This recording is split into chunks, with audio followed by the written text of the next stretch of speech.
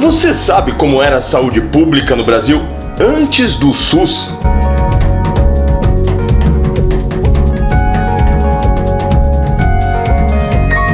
Nesse vídeo do canal Pé de Limão, nós vamos entender como funcionava a saúde para a população pobre e por que o SUS é tão importante. Mas antes, é sempre bom lembrar de deixar aquele joinha, se inscrever no canal e ativar as notificações. Isso ajuda a deixar a rede mais saudável e erradicar a fake news. Voltando ao tema do nosso vídeo, durante o período colonial, o sistema de saúde no Brasil era quase inexistente. Os tratamentos eram basicamente feitos por curandeiros com ervas e técnicas adquiridas na prática. Com os boticários, farmacêuticos que manipulavam fórmulas e eram referência quando se tinha alguma doença, já que quase ninguém conseguia ter acesso a uma consulta médica. A partir do século XVIII, o tratamento médico aos mais pobres passa a ser feito através das Santas Casas de Misericórdia, mas que atendiam apenas a população das principais capitais, como Rio de Janeiro, Recife, São Paulo, mas sem nenhum médico especialista. Existiam apenas 4 médicos na capital do Rio de Janeiro, até a chegada da família real portuguesa em 1808. E os que vieram junto serviram apenas à corte. Agora imagina só como eram os locais mais remotos. As ações do Estado colonial eram apenas de combate às epidemias, quando elas já tinham se alastrado entre a população. E geralmente eram ações de repressão contra os infectados, principalmente em uma das epidemias de varíola, no começo do século XIX. Depois da independência, as atribuições da saúde pública continuaram as mesmas, apenas de controle sanitário e fiscalização dos navios que chegavam nos portos. Isso era sério. Após a proclamação da República em 1889, o Brasil sofreu com epidemias de febre amarela, malária, varíola e, para variar, o controle dessas doenças era feito na marra, através das vacinas. Nós falamos sobre isso na Revolta da Vacina. Nesse vídeo aqui, nós vamos deixar um link para que você possa conferir esse vídeo. Mas o problema estava no trato com a população, já que as vacinas se mostravam extremamente eficientes e o médico Oswaldo Cruz se tornou referência mundial no assunto. Mas só na década de 1920 o Departamento de Saúde foi reorganizado e começaram a ter algumas campanhas de prevenção às doenças. Os métodos de abordagem da população começaram a mudar, mas nem tanto. O acesso à saúde entre os trabalhadores era extremamente restrito e isso tinha sido pauta dos sindicatos e movimentos operários lá na greve geral de 1917.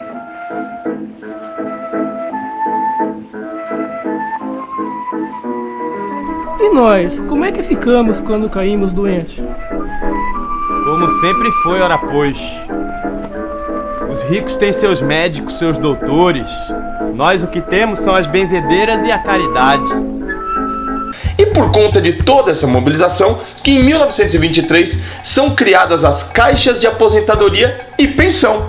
Viu só como as greves têm tudo a ver com a história do Brasil e nos trouxe benefícios?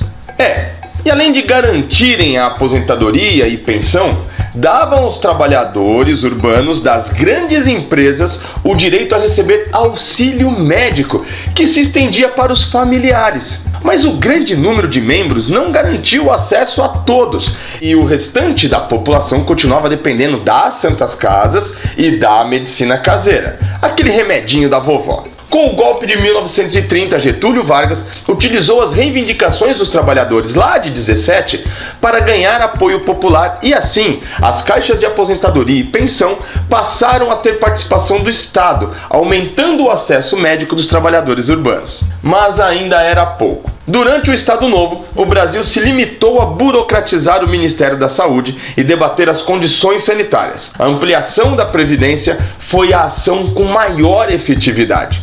Um exemplo da falta de ação do Estado Novo foi a morte por doenças de metade dos 50 mil nordestinos que foram para a Amazônia extrair látex durante a Segunda Guerra Mundial. Eles ficaram conhecidos como os soldados da borracha.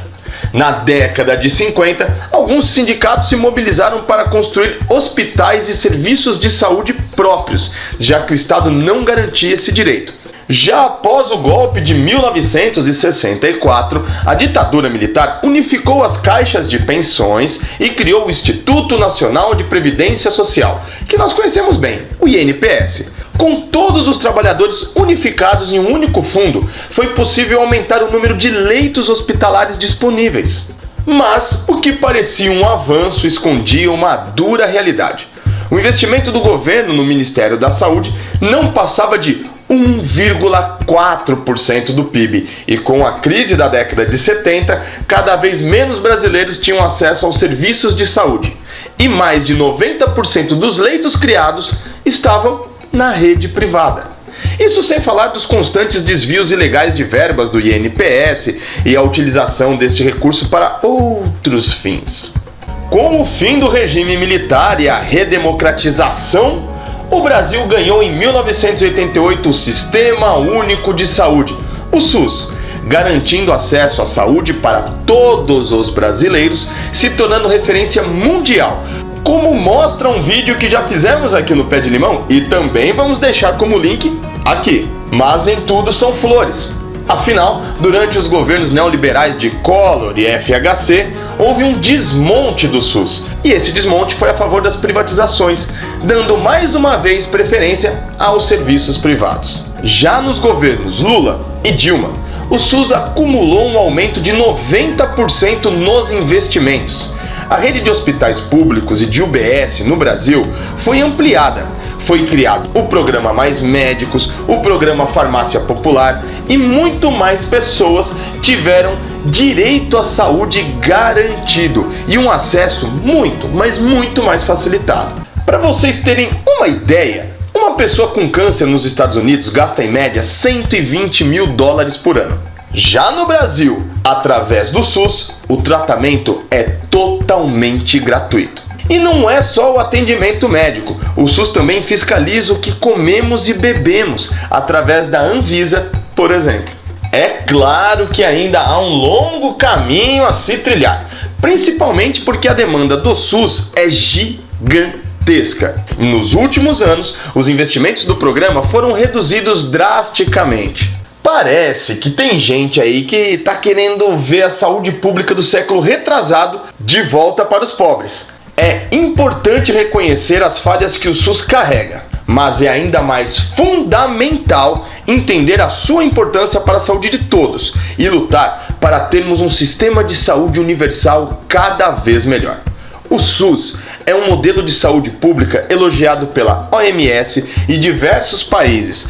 Precisamos reconhecer a sua importância para a população. O SUS é tão bom que até o Obama quis levar para os Estados Unidos, mas lá eles preferem que as coisas sejam privadas mesmo. No Brasil, precisamos da mão do Estado, precisamos de um SUS público, precisamos de um SUS 100%.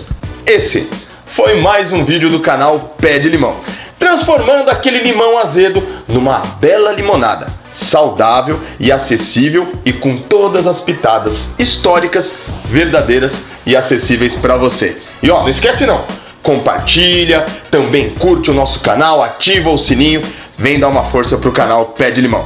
Até a próxima!